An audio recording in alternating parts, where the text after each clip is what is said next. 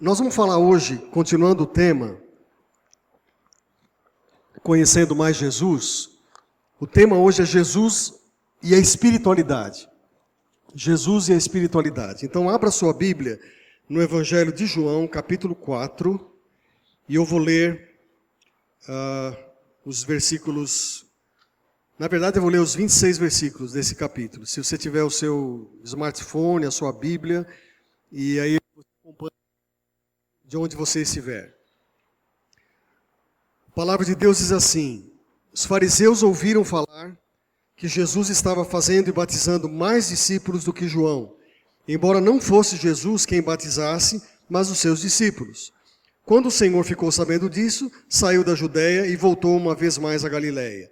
E era-lhe necessário passar por Samaria, e assim chegou a uma cidade de Samaria, chamada Sicar, perto das terras que Jacó dera a seu filho José. Havia ali o poço de Jacó.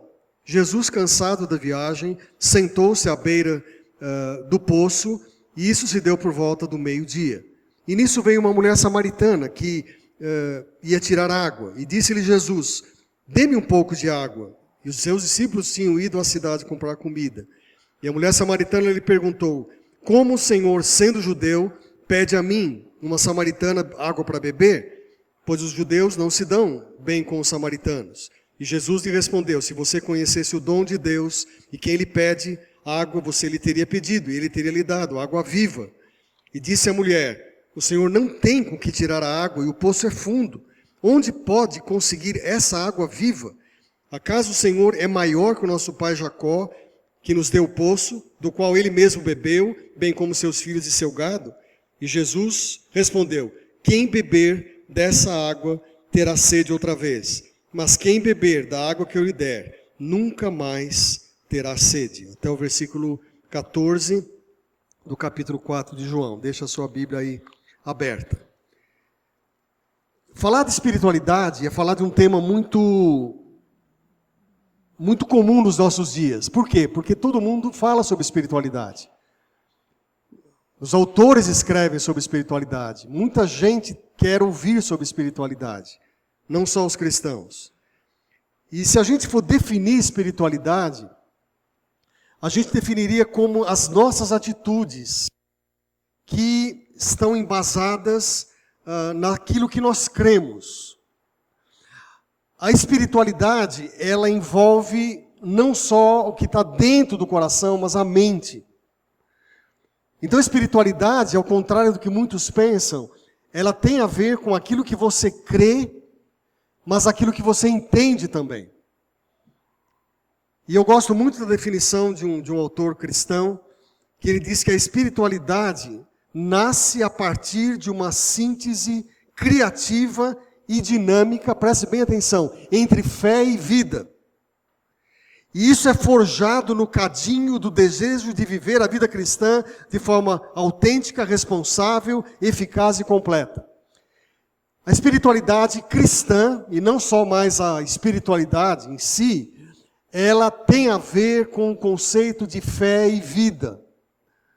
Portanto, ela engloba praticamente toda a sua vida, porque ela trabalha com a alma, ela trabalha com a mente, ela trabalha com o coração. Mas não é só isso. Quando você fala da espiritualidade cristã, você está falando a respeito dos elementos da fé cristã, da própria teologia, daquilo que você crê. E, portanto, a espiritualidade, ela é algo que acontece e que deve ser desenvolvida na sua vida e na minha vida. Agora, presta atenção. Espiritualidade não é misticismo. Você vai falar: Oswaldo, mas o que é isso então? Misticismo é aquilo que você passa por experiências interiores. Deixa eu explicar melhor. Tem crentes que vivem tão somente à custa de experiências. E nós podemos chamar isso que é quase que uma espiritualidade exclusivamente mística. Por quê? Porque ele tem os conceitos da vida dele através das experiências. Ao contrário disso, a espiritualidade cristã não é misticismo. A espiritualidade cristã, ela reúne experiências, mas ela reúne conceitos que você tem de vida, da palavra. E eu queria então nessa manhã, já que nós estamos conhecendo mais Jesus, entender qual é a espiritualidade de Jesus. O que ele entendia por vida, por relacionamentos, por conceitos. E essa passagem de João 4, que você conhece, certamente já leu, releu, ouviu os sermões, ela trata bem disso. Jesus vai falar sobre ensino. Jesus vai tratar de valores da fé. Jesus vai falar como se relacionar com pessoas diferentes. E Jesus vai, de alguma maneira, envolver cultura, envolver mundo, envolver história de vida de pessoas. Isso é espiritualidade. Agora, a espiritualidade nos dias de hoje, irmãos, é triste dizer isso, no meio do povo evangélico, ela não caminha muito por aí, não. A espiritualidade hoje é muito mais uma mão de uma via só, onde a pessoa se relaciona com Deus para que Deus, de alguma maneira, reverta alguma coisa em benefício dessa pessoa. Basicamente isso. Então, o que a pessoa faz? Ela inicia um relacionamento com Deus de tal maneira que ela possa ter de volta algumas coisas. Isso me faz lembrar o primeiro emprego que eu tive aqui em São Paulo. Trabalhei numa loja chamada Sears. Você fala, o que é isso? Isso é uma loja que existiu aqui e que era no primeiro shopping de São Paulo, que foi o Shopping Iguatemi, ali perto da Paulista. A Sears tinha um slogan que era assim, satisfação garantida ou... Está vendo que vocês sabem? E olha que essa loja já foi embora há muitos anos. Mas era isso, né? Satisfação garantida ou seu dinheiro de volta. E eu trabalhei numa área que era exatamente onde devolvia. E aí, a orientação que eu recebia da chefia é o seguinte, o cara devolveu, não discuta, devolve a grana. E eu tinha certeza que pegava um belo de um terno, usava um fim de semana e voltava na segunda de manhã e falava assim, não serviu, não caiu bem. E eu pegava aquele terno, olhando para o cara, né, eu tinha 16 anos, e dava lá um comprovante, o cara ia no caixa, pegava o dinheiro de volta. A Sears não sobreviveu no Brasil. Acho que vocês devem imaginar por quê. Ela faliu. Né? Só que nos Estados Unidos ela existe até hoje. E eu tenho outras histórias para contar nos Estados Unidos que eu não tenho tempo aqui, mas histórias de cristãos que fizeram coisas assim, de devolver, usar e devolver. Pois bem, o que nós vamos tratar hoje é, de alguma maneira, contestar esses conceitos que têm existido no meio da igreja de uma satisfação garantida, ou espiritualidade muda, ou a igreja muda. Se você não está garantido, você muda de igreja. Se Deus prometeu alguma coisa e não deu, então alguma coisa está errada. Vamos aprender a partir dessa passagem algumas coisas. A primeira coisa que eu queria dizer para você é que a espiritualidade de Jesus, ela convive com as pessoas diferentes. A espiritualidade de Jesus convive com os excluídos. A espiritualidade de Jesus convive com aqueles que não são tão próximos a nós. Portanto, inferindo a partir disso, a espiritualidade de Jesus é inclusiva. Por que eu estou dizendo isso? Veja os versículos 7 a 9. Volta os seus olhos para a Bíblia. Veio uma mulher samaritana tirar água, disse Jesus, dê-me um pouco de água. E os seus discípulos tinham ido comprar comida. E a mulher samaritana pergunta, como o Senhor, sendo judeu, pede a mim, uma samaritana, água para beber? E agora grave, porque os judeus não se davam com quem? Com os samaritanos. Irmãos, vamos começar a colocar alguns pontos aqui. Nós somos treinados como crentes a conviver com crentes. Essa é uma das grandes lutas que nós temos. Nós aprendemos o jeitão de conviver com crentes. Nós somos tão fera nisso que a gente começa, às vezes, a nos afastar até de cristãos que tem um pensamento diferente da gente. Não gosto de barulho. Eu não gosto de crente que faz barulho. Aí você se afasta. Você fala, esse cara não está no meu time. Ou esse pessoal, ou esses crentes que gostam de um movimento maior, olham para nós e falam assim, tudo frio. Tudo frio. Eles não têm relacionamento com Deus. E outros têm, o que eu acho mais perigoso, uma espiritualidade universalista. Eles entendem que todos serão salvos. E no final, Deus vai ser bom e Ele vai salvar a todos. E que o inferno, quem sabe, seja uma história meio sem sentido. Irmãos, eu me lembro quando eu fui procurar, estava conversando com os presbíteros sexta-feira contando essa história. Eu fui no mercado municipal um dia conversar com os homens de rua, com os mendigos, quase 20 anos atrás. E eu lembro que eu fui conversar com eles, falei, queria conversar com vocês. Eles falaram, tá bom. E eles vieram aqui, incrível. No dia seguinte, 12 deles entraram aqui. E tinha uma sala, o layout era diferente aqui. A Márcia era a minha secretária. Falei, Márcia, abre janela, abre porta, abre tudo que você puder, porque o cheiro está insuportável. Os caras entraram e eu falei para eles assim, o que vocês querem? E eles falaram quase em uníssono, pinga, pastor. Pinga. Se o senhor der pinga para nós estamos felizes. É mesmo, cara? Que legal. Comecei a conversar com eles. Aí comecei a ouvir a história deles. Um deles era técnico eletrônico, os mais antigos vão lembrar. Um outro trabalhava numa área e todos foram expulsos de casa por causa da bebida. Foram para a rua. Mas a luta maior não foi com a família. A minha maior luta foi com a igreja. Por quê? Porque quando o primeiro culto que eles entraram aqui, onde eles sentaram fez um vazio. O povo saiu. Fazia vazio. Aí no domingo seguinte eu falei para os diaconistas, falei, separa os caras.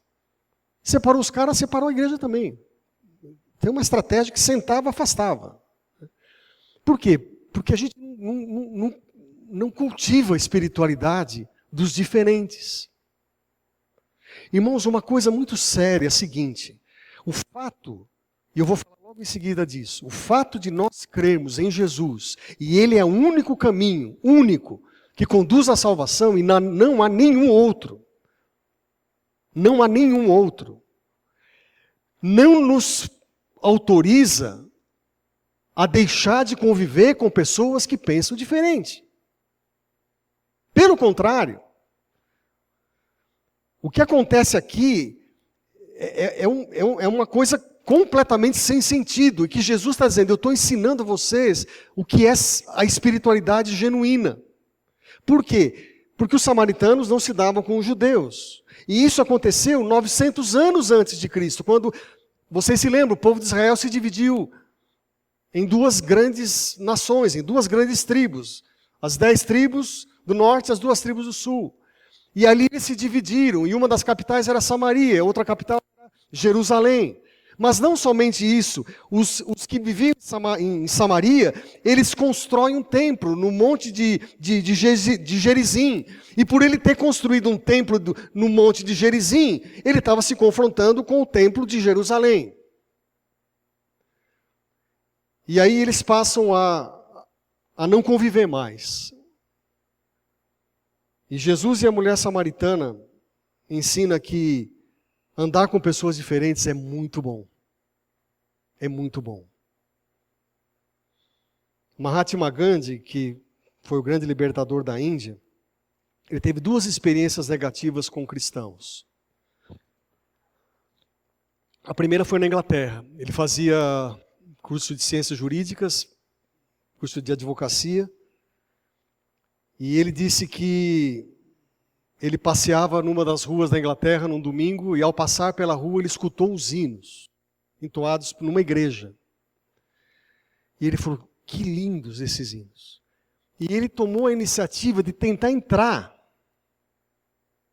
E imediatamente, um diácono de plantão disse para ele: aqui você não entra, por causa da cor da sua pele.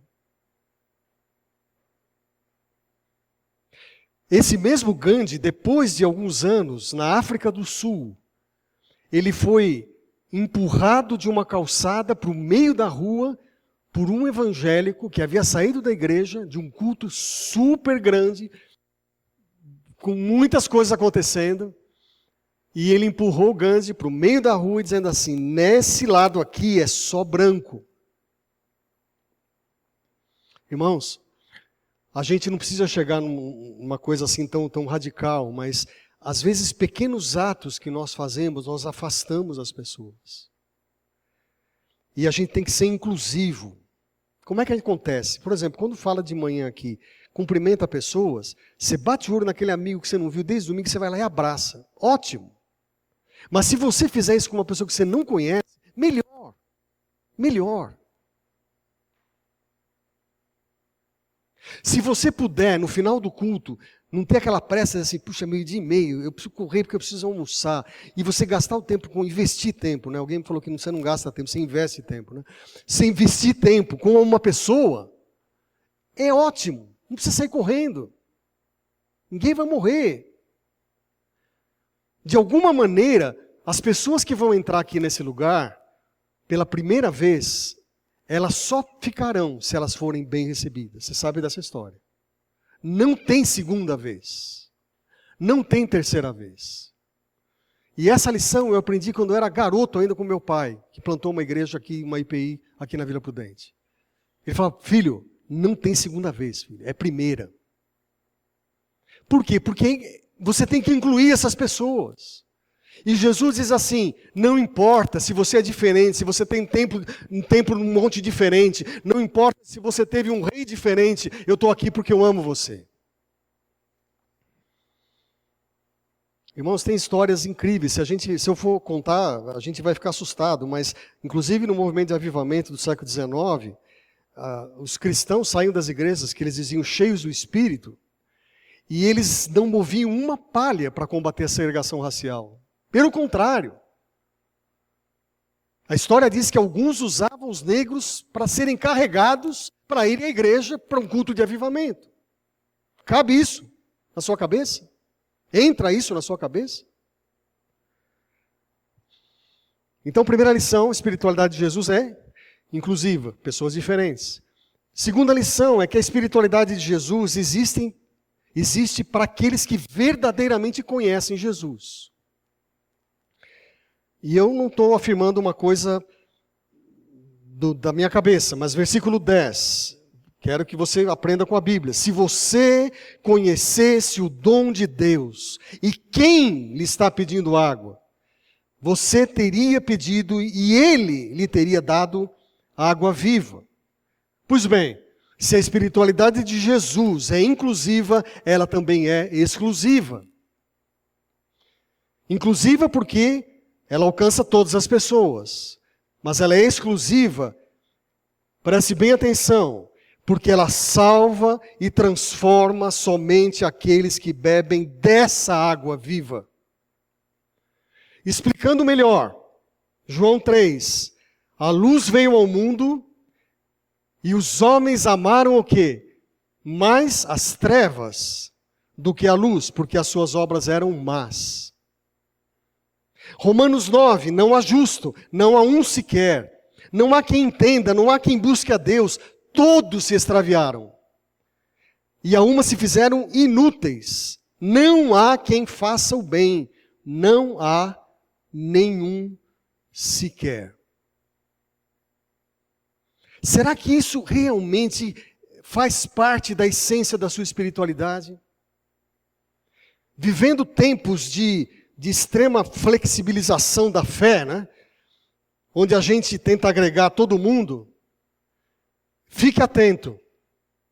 Fique atento, porque da mesma forma que a espiritualidade de Jesus inclui e quer chamar todos diferentes, ela é extremamente exclusiva quando ela diz que o ser humano é uma pessoa desesperadamente necessitada da presença de Deus. Todos nós. Eu tenho ido em muitos lugares e às vezes eu encontro gente falando assim, olha, você precisa vir para o nosso grupo porque nosso grupo vai fazer bem para você. Eu falei, acho engraçado isso, né? Você vai se sentir bem lá. Irmãos, a igreja não é, a gente não se sente bem às vezes não. A gente não se sente bem não, porque essa palavra confronta a minha vida. Eu quero sentir bem, eu vou assistir uma peça de teatro, eu vou ouvir um musical, eu vou fazer alguma coisa que me alegra, não é? Mas assim, as coisas começaram a ficar, não, é light, a coisa é light, é tranquila, você não precisa se esperar, ninguém vai confrontar você fica tranquilo. E aí, quando você conhece Jesus mais, e você conhece a espiritualidade de Jesus, você vai entender que ele diz para aquela mulher, se você conhecesse o dom de Deus, a graça, caris, né? O dom de Deus, e quem lhe está pedindo água, você teria pedido rapidamente, e você teria recebido água viva. Pois bem, essa espiritualidade, segundo a Bíblia, inclui 2 pontos, que eu quero que você saiba, eu acho que você sabe, mas você tem que lembrar sempre. Arrependimento e fé. Não pode existir só arrependimento, não pode existir só fé. A palavra de Deus diz que esse encontro com Jesus, para você conhecer quem é Jesus, tem que passar por um processo de arrependimento. A Bíblia que diz isso. E tem uma área que é razão pura. Você fala, eu estou entendendo claramente que existe uma separação, e eu preciso dessa ponte, dessa ligação com Deus. Spurgeon, que foi esse grande pregador evangelista, ele diz assim, eles dizem que são salvos e se apegam a isso, mas não tem qualquer motivo para garantir a sua confiança. Há uma grande diferença entre a presunção e a plena segurança. Se você diz, escute bem, creio em Jesus, isso não o salva. Mas se o seu coração foi renovado, se você odeia as coisas que você antes amava, se você arrependeu verdadeiramente, se há uma completa mudança de mente, se você é nascido de novo, você tem motivo para se alegrar. Qual a conclusão assustadora que a gente tira dessa espiritualidade de Jesus? Fica firme aí, no banco. É que tem gente na igreja que pode ser membro e que não é convertido. Não é convertido. A história mostra que pastores, em algum momento, tiveram que se converter. Já formados, já pastores. Porque a espiritualidade que Jesus fala para aquela mulher não dá chance a outras águas vivas. Não tem outras águas vivas. Só Jesus, aleluia por isso. Só Jesus. Porque diz a palavra que se você bebe dessa água, você não terá mais sede. E há crentes correndo atrás em muitos lugares, tentando incluir algumas coisas e aquilo que eu falei para vocês, se sentir bem. Quero me sentir bem. Eu não quero que ninguém em algum momento me confronte. Meu amado, eu preciso a cada dia ler esse livro e me ser confrontado com ele, dizer, eu preciso, Oswaldo, melhorar nisso. Não tem essa história de conto de fadas, não existe esse conto de fadas. Existe sim uma história escrita por Deus, que deu seu Filho unigênito para que todo aquele que nele crê não pereça, mas tenha vida eterna. Terceira lição. A espiritualidade de Jesus alimenta a alma. E ela provoca algo na sua vida que a nada pode ser comparado. Ela é inclusiva, porque ela trabalha com diferentes pessoas, você tem que estar junto com pessoas diferentes. Ela é exclusiva, porque há um caminho, há uma água viva.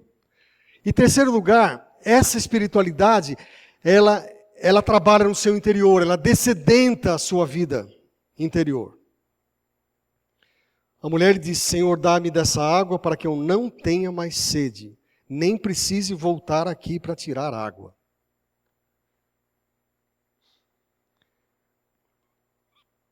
Irmãos, aqui a gente tem a história da vida de uma mulher. Nós estamos aqui reunidos com muitas histórias de vida, muitas histórias. Dezenas de histórias estão aqui. Como eu conheço todos vocês, provavelmente alguns de vocês teve uma história complicadíssima. Complicadíssima. Você teve vários desacertos na vida. Mas houve um momento que Jesus alcançou você.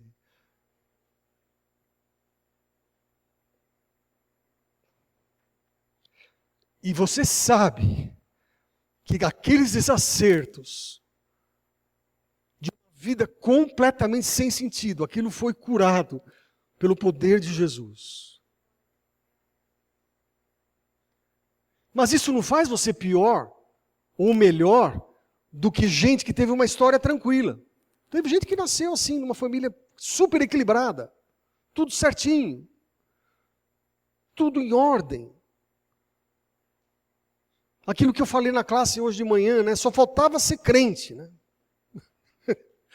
Como se isso não fosse tudo, né? Só faltava você ter Jesus, mas você vem de uma família equilibrada. Mas você não conhecia Jesus. E houve um momento que você falou, não tem saída, eu preciso crer nesse Jesus que está aqui. E pode ser, como eu, que você venha de uma família evangélica. E eu tive o privilégio de ser a quarta geração. Então, 3 gerações antes de mim já ouviam de Jesus. Que privilégio eu tive. Mas isso não me eximiu de um dia, nessa igreja, aos 14 anos, eu vir à frente e falar, eu quero dedicar minha vida a Cristo. Não tinha saída. Eu tinha medo de morrer. E um dia, o Ari Bolbeck, que era um dos diretores da Palavra da Vida, pregou aqui. E essa noite para mim foi inesquecível, 4 de setembro de 66. E eu era adolescente, eu vim aqui à frente. E 2 anos depois, eu recebi um chamado pastoral, com 16 anos. São histórias diferentes de vida, mas que elas canalizam numa única saída: restaurar. Água viva, para que a gente não volte mais. E isso acontece com a história da vida daquela mulher e com você. Por isso que Jesus, conhecendo o coração dela, fala, minha querida, chama o teu marido. E ela diz, não tenho marido.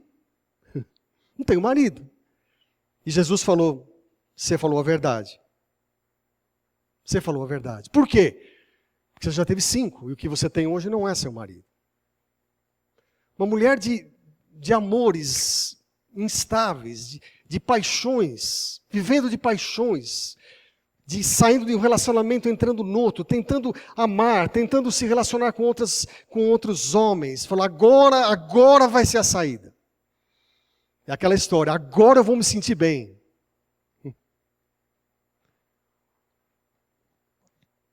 Ninguém se sente bem sem Jesus. Ninguém. E aí acontece 3 momentos super importantes que Jesus fala com ela. No versículo 10 diz, se você conhecesse o dom de Deus. Ah, se você conhecesse. Não há nenhuma imposição de Jesus. Essa é a maravilha do Evangelho. Não é nada imposto. Quando você conversa com alguém diferente, você fala, se você conhecesse. É muito diferente de alguns que dizem, olha, se você não crê, você está acabado, você está perdido, você vai queimar lá mesmo, lá. Você vai queimar. Lamentável pessoas que falem dessa forma. Pelo contrário, o que Jesus diz para ela é uma questão de tomada de decisão. Se você conhecer a graça, algo vai acontecer. Mais que isso, no segundo momento ele diz, se você conhecesse quem está pedindo água para você num sol clemente, inclemente de meio-dia, junto a esse poço, na cidade de Sicar, em Samaria, um lugar onde o judeu não deveria estar, mas eu estou aqui porque eu amo você. Se você conhecesse essa pessoa, você seria transformado. E o terceiro momento é, se você pedisse a mim essa água, você receberia. Irmãos, a gente precisa continuamente conhecer a espiritualidade de Jesus, porque a gente precisa dessedentar a nossa alma, não em relação ao encontro com Jesus, mas as nossas lutas que temos, todos nós. E eu quero terminar falando só mais uma coisa, que na verdade é a quarta. Acabou a água. A espiritualidade de Jesus, ele termina falando com aquela mulher em relação à adoração. Versículos 20 a 24. Eu não li no início. Disse, Senhor, vejo que é profeta. Nossos antepassados adoraram nesse monte, mas vocês, judeus, dizem que Jerusalém é o lugar que você deve adorar. Só para esclarecer, ela estava no monte de Gerizim. Lembra que eu falei para vocês, onde tinha o templo dos samaritanos. Por isso que ela faz essa frase. E Jesus declara, creia em mim, mulher, está próxima a hora em que vocês não adorarão o Pai, nem em Jerusalém.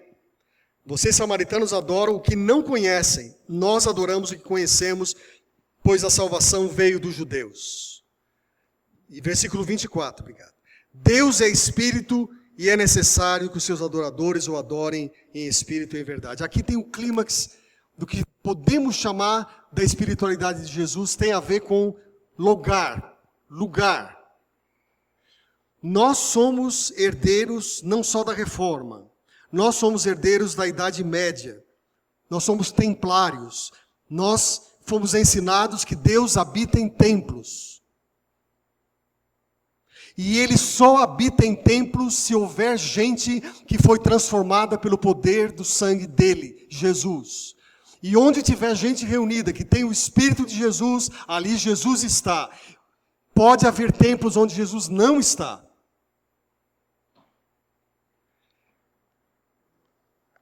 Hoje a gente fala em adoração com música. E a gente restringe. A gente coloca a adoração numa estrada muito estreita. A adoração inclui cânticos, sem dúvida. A adoração inclui leitura de salmos, a leitura da palavra, a leitura da Bíblia, a oferta, tudo isso é adoração. Eu gosto de uma definição que uma vez eu li, que adoração é honrar a Deus com amor extravagante e com extrema submissão. Linda essa frase.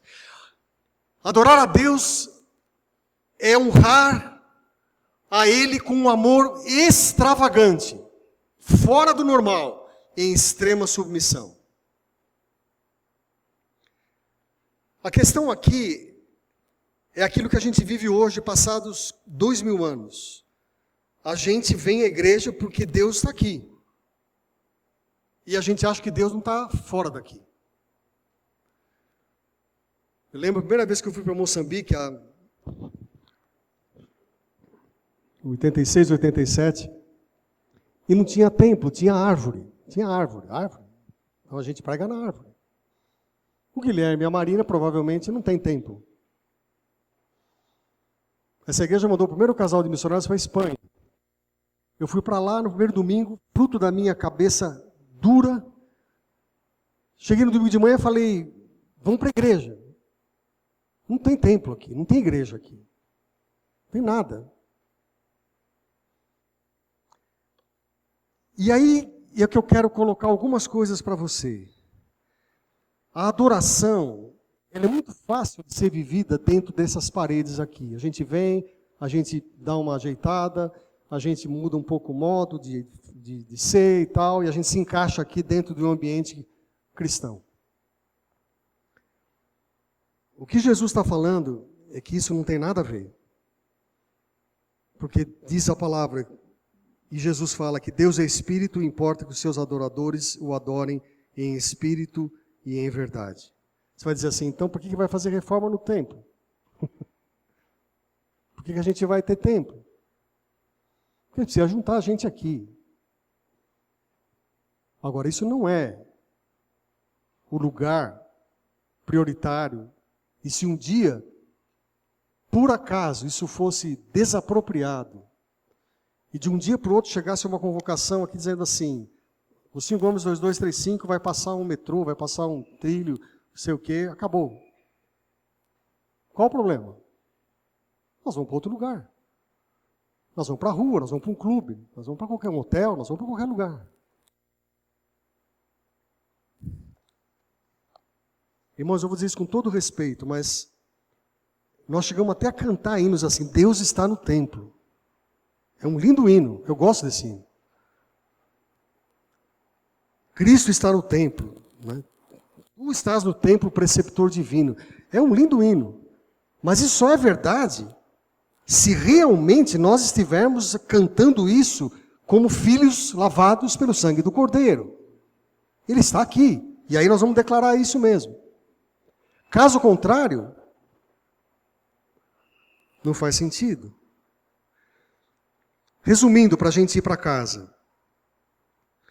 Espiritualidade tem a ver com as suas atitudes, com a sua vida, com o seu modo de ver o mundo, cultura, a história da sua vida, as reações que você tem, os relacionamentos que você tem fora da igreja, dentro da igreja, família. A espiritualidade é tudo isso. Ela envolve razão, porque ela envolve conceitos. Ela envolve postulados que você grava a partir da leitura da Bíblia. E um deles é esse, não há outras águas vivas, só há uma água viva que se chama Jesus. Você começa a entender algumas coisas que os evangélicos e os cristãos fizeram no decorrer da história, que nunca deveriam ter feito. E hoje nós erramos por outros meios também. E eu queria que você saísse daqui percebendo que essa água viva, ela só não alimenta o seu intelecto com conceitos, mas ela se extravasa na sua alma, ela dessedenta a sua alma. Quando você está passando por lutas e você abre um texto do Salmo, você fala, isso é verdade. E é essa palavra que vai me renovar, porque eu confio nesse Deus. Você pode estar no trabalho, você pode estar em qualquer lugar, porque Deus é Espírito, e Espírito, Ele importa que todos o adorem em Espírito e em verdade. O meu desejo é que você conheça mais Jesus esse ano. E eu quero que você comece a entender que esses conceitos que nós estamos passando para você, não é para que tenha novidade. Nós não precisamos de novidade, nós vamos resgatar o Evangelho. O Evangelho está sendo negligenciado, vilipendiado, e nós estamos aqui, e eu vou fazer isso esse ano aqui. E se você quiser procurar outro lugar, fique totalmente à vontade, mas você vai ouvir esse ano, comigo e com os outros pastores, sobre Jesus. Esse vai ser o nosso foco. A gente não quer criar melhores presbiterianos, melhores batistas, melhores assembleanos, nós queremos criar melhores cristãos. Deus nos deu uma denominação, nós amamos, servimos, respeitamos, nos submetemos. Agora, nosso relacionamento primário é com aquele que nos descedentou. Que você tenha um bom domingo, uma boa semana, na paz do Senhor. Amém.